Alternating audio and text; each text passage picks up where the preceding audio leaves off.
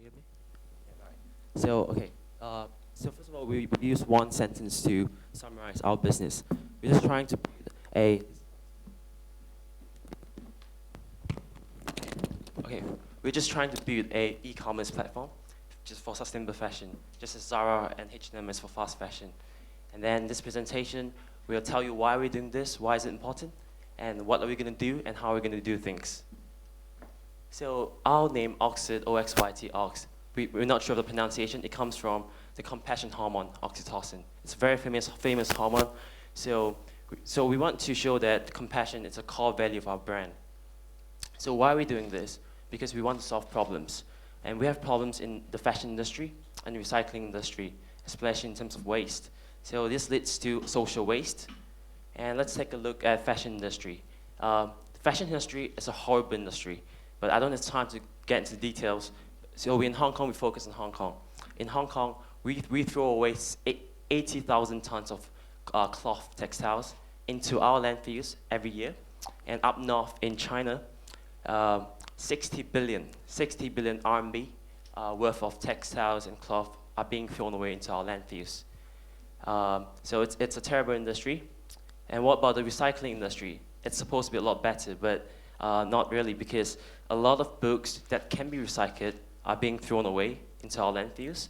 A lot of good computers, electronics that can be recycled are being thrown away. Not to mention clothes in the fashion industry. So what is our solution, right? So our solution, okay, we'll best describe our solution using a case study. 3 days ago, we were invited into a huge company, massive company, textile company, hundreds of millions of turnover each year. And then that's some of the samples. You know, they work with Li and Fong and stuff. And then they have a problem. Their problem is that they have too much cloth. Okay, they have too much textile that they throw away every week into the landfill. So we got our designer they want our designer to have a look at the cloth, and then so when you have a lot of companies like this, you get a situation where you have a lot of good cloth, good cloth, quality cloth, fashionable cloth, complete cloth sets that are being thrown away to our landfills. So for these companies, right, warehouse land is expensive in Hong Kong. So they have too much cloth. What do? The cheapest and most convenient method is to send them to our landfill, right? So this is a very hot topic now, right? To build an incinerator or build more landfills or send them up to China. But then our solution is to solve this problem at source. Reduce the waste at source. How? So we're going to introduce this concept called trash to trend, where we take the jeans. Yep. We have a situation where people don't want cloth, right? People are throwing their cloth away. Then we turn them into this. We turn them into something that people are willing to pay money for. And then, okay, say for instance, okay, for this dress here, it's selling for, how much is it selling for? Yeah, $4,000. $4,000, okay? People are buying. She's making sales of $100,000 each month on average. So people are willing to pay for a well-designed dress that comes from this, stuff that people are throwing away. So we're trying to add value to this chain by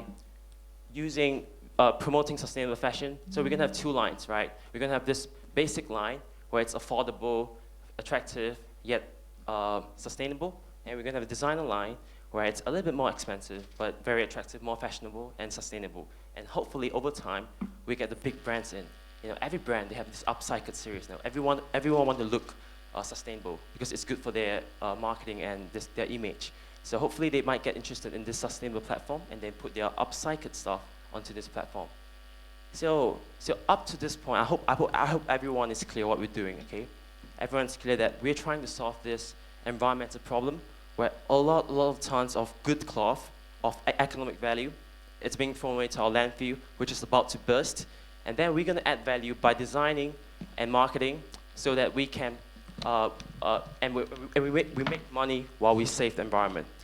But this is just helping the planet. So we want to move up another level to help people. How are we going to do this? So I did a lot of research on social enterprises. What kind of models work, what kind of models don't work. There's this one model that really works. I don't know how, I have no time to get into it, but it really works. That's the 1-for-1 social model. Tom's shoes, extremely famous, right? You buy a pair of shoes, I give a pair of shoes to someone in need. Very good model. So we copied this model, but we improve on it. So we're going to do something like a 1-for-1 recycled, where you buy something from us, we recycle something and give it to someone in need. So how it works is that we are going to sell you sustainable, attractive, price competitive fashion. And then whenever we sell something, we recycle something and give it to someone in need. So for example, for every customer, right, when they buy something from us, they can do a WTF campaign. I'm sorry, but WTF stands for what the fuck, right? But no, we're doing a wear this for. So they can wear this for recycled books, recycled computers, or hours of teaching. I'll give you an example. To put things into context, this will be our first campaign because I can execute this out. An education campaign in my country of birth, Myanmar. So this is WTF books for kids. So on first impression, right, people look at this, and this is very shareable. Twitter, you just tweet this out, Facebook, whatever, it's very shareable. When people look at this, they think about, what the fuck, books for kids, right? But no, we're doing wear this for books for kids. So how is it going to work? I've got 2 NGOs now. Room to Grow, Read to Grow, and Room to Read. They're very interested in us because they're a big NGO, but they have no operations in Myanmar or the Greater Mekong region. So what do? They collect books, unwanted books in Canada, in the US, in UK. They collect books, they organize the books and sort them into categories from the age of 0 to age of 17. And then they send the books to schools in India, Middle East, Africa, where schools that are underfinanced and they need the books. So what's their social impact? Okay? According to Room to Read, if every child received an education, 171 million people would be lifted out of poverty. And this, to me, is meaningful. It's huge. And this is just for education, Our WTF, Wear This For campaign, it's very versatile. For Tom's, right, you buy a shoe, I give a shoe. Your impact is limited to shoes. But we have this marketing term that we can, really, really increase the scale into different aspects of society, like education, environment, youth and children, health, whatever. So what is the scale of social impact we're looking at? Okay, Tom's, they love to give shoes, a lot of shoes, right? 35 million pairs of shoes to 60 countries, right? That's a lot of shoes. So we're looking to do something like, we're going to give recycled books to schools, English hours to kids, programming coding hours to students, or maybe recycled winter wear to homeless by partnering NGOs. NGOs with expertise, credible, huge NGOs who are willing to partner with us because we're dealing with them using a cash for goods model. We pay them for the books. They're NGOs, so they cannot make a profit, but they need cash to run the stuff. So we pay them for each book or each unwanted cloth, and then we donate it to our social target markets. So how are we gonna do this? I'm not a fashion guy, right? I know absolutely nothing about fashion. But I'm very good at something. I'm good at getting help. So I got us. Sorry, I have to. I've said this first. How do we compete in the market, right? It's a very competitive world, especially in fashion. It's not about the products, There are a lot of good designers, but they cannot market because there's too much noise in the market. So first, we have to design and produce something that people want to buy, and then we have to do a lot of marketing to create noise, to get people's attention to our products. Hopefully not too expensive, right? So I got us a very famous, very credible woman in the fashion industry, Dr. Christina Dean. She's a founder and CEO of Redress, and then she's very famous. She's top 30 inspirational women by the top fashion magazine Vogue. Okay, so she got us a designer, Jen Colam, and this was a picture taken 4 years ago when she won a Sustainable Design Award. And then now she's in our team. And then she's very well connected. She's connected to the best designers, the biggest brands, the best fashion schools, and the biggest media corporations, BBC, Guardian, CNN, whatever. And she's willing to help us. She's like, she's super passionate about sustainable fashion. And so she's willing to help us. So she's sort of like a fairy godmother, right? But then I have another helper, my very own mother. Okay, this is my real mother. Obviously not the lady on the left because everyone knows her, right? Okay, Actually, I'm a very low profile person. It took me a long time to decide to put this picture up, okay? But my mom is an amazing woman, okay? Why did I choose to pick this picture? Because I want to communicate a message. My message is my ambition for this project. I want to make this thing big, okay? So the plan is this. My mom has access to Aung San Suu Kyi every few months, okay? And then I believe that what we're doing now, the values that we have, is in line with her values. And I don't want to sound too arrogant, but I'm reasonably confident of getting her to endorse this project. And then it doesn't sound good, but on a business level, just imagine the amount of marketing, free marketing that we can have to launch this sustainable marketplace platform by having her to support this project.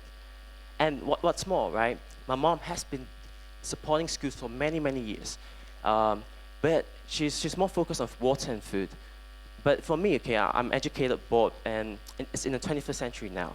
We have to move past this, okay? It's not about basic survival now. It's not about just food and water. It's about education. It's about career path. So the building blocks of education, it's books. You know, preferably recycled books that are going to our landfills in the UK, in Canada, even in Hong Kong, right? Books that are destined for the landfill. Someone needs to take the books and give it to schools in my country, in the Greater Mekong region, Cambodia, Thailand. She's from Thailand, right? She's from Thailand, she's from Thailand, Laos, okay, whatever. Schools there don't have books. They want to learn English. It's my personal mission to, I want every school in the Greater Mekong region, primary school, secondary school, to have an English corner. You know, just a few shelves of 50 to 60 English books where students who want to learn English can learn English. And so I can execute this out because I already have schools. You know, I have schools that in mind that I want to donate books to. Yeah, stop. Yep. So in summary, we're gonna build our own line of sustainable apparel and accessories. We have a top designer. She has won awards. She's making sales of $100,000 each month now. And then she's very passionate about sustainable fashion as well. And she's very experienced in production. You can ask her some questions later on our profit margin and stuff. And then we're going to be a marketplace for sustainable fashion designers as well. Because we have to support designers like her, who is actually helping the environment, but don't really have the expertise or the money to do marketing. And then we get the big brands in. We're not going to make enemies, right? Those guys are huge. Zara, H&M, they're huge. But every one of them, every single one of them, Adidas, Nike, they know the value of marketing sustainable fashion, right? For them, it's like just CSR. And all of them have upcycled series that they can put onto the platform. So, and WTF, right? Again, I have to remember, this is not what the fuck, okay? This is where this for. And that's the reason why we chose this. Because everyone, you know, think about WTF, it's negative, but then we're just trying to build noise by making this a positive word. And then we're going to promote this one-for-one recycled idea that whenever we make a sale, people do a Wear This For campaign, and then we recycle something and donate something to someone in need. Books, computers. So the takeaway message, okay, if you cannot remember anything that I've said, this is very important, because this is what differentiates us, okay? There's this luxury fashion marketplace, startup, 6 years old company, got a valuation of $1 billion US. Latest news 2 days ago. And there's this social enterprise, arguably the best, the most successful social enterprise in recent years or forever, Tom Shoes, that's valued at $600 million US. So you look at these valuations, you know, and that's why I picked the fashion industry, because the margins in this industry is huge. And then I modified this one-for-one model to fit this more environmentally friendly mindset. So I just want everyone to think about this, okay? If we're trying to build a sustainable fashion marketplace, they did this luxury fashion marketplace, and we're doing this one-for-one recycled model, and Tom is doing this one-for-one model for 8 years already. And this is their valuation. And this is the amount that I'm targeting 5 to 10 years down the road. So yeah, so I'm confident making this big. But you might be thinking, you know, it's like millions of dollars, right? We only have 200K for this. But you can ask our fashion designer. For her to design a series of basic products, it just takes 100K. And that's all marketing, right? We're experts in web marketing and stuff. It's all free. The marketing is free. And I have channels to make this, to create noise in a very cost-efficient way. Yep. And I think my time's up. Yep. So I want to talk about stuff like execution stuff. Yeah. And we have some demonstration. Yeah. We have this app that we use 2 days to code. Not because it's good. just to demonstrate for this competition, just to demonstrate that we have the ability to code stuff real fast. Yep. Thank you for your presentation, and the Q&A section will now begin. Please note that only the presenting team and judges are allowed to speak in this section. So, judges.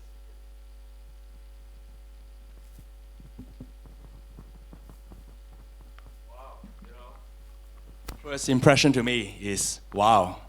It's a really big ideas. I don't criticize your vision for that. It's a very good for young people that to have such a